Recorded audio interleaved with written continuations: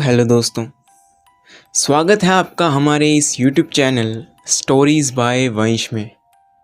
मैं हूं आपका अपना दोस्त वंश और आज की कहानी माधव नाम के एक शख्स की है।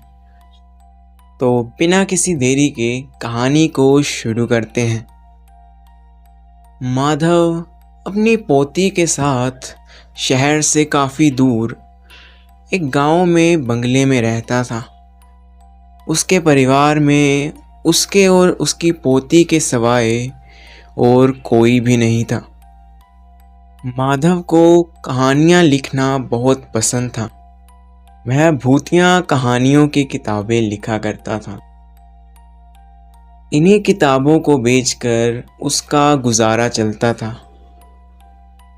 एक दिन जब वो अपने घर के ऑफिस में बैठकर अपनी नई किताब लिख रहा था, तभी रात को करीब 1 बजे के आसपास उसकी पोती लीज़ा उसके ऑफिस में आती है। लीज़ा बहुत घबराई हुई लग रही थी। उसके हाथ में उसका मनपसंद टेडी भी था, जिसे उसने बहुत कस के पकड़ के रखा था, जैसे वो किसी से डर रही हो। तो माधव लीज़ा को अपने पास बुलाकर पूछता है कि बेटा क्या हुआ, तुम इतनी रात को सोई नहीं अभी तक।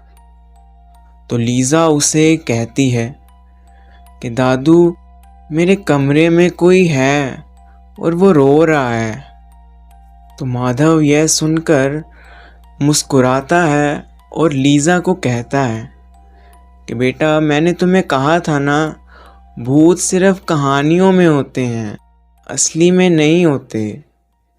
तो लीज़ा दादू को कहती है कि दादू नहीं, वो है, मेरे कमरे में है।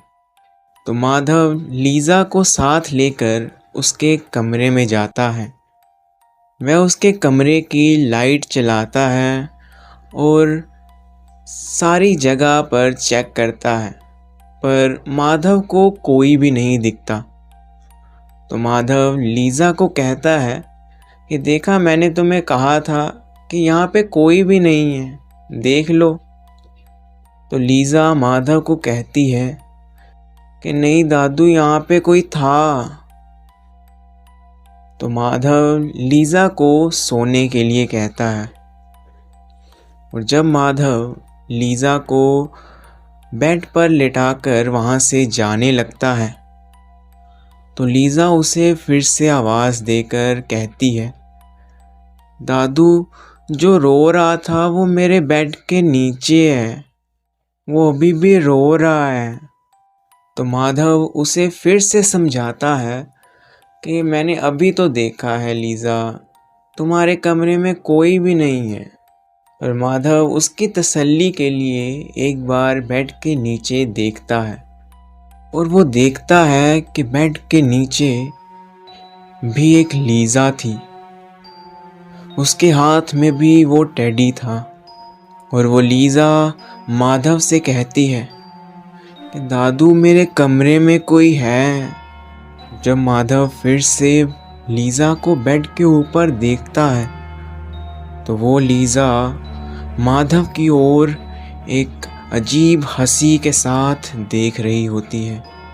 और अगले दिन माधव लीज़ा के कमरे में मृत पाया गया और कोई नहीं जानता कि उस रात माधव के साथ उस घर में क्या हुआ था।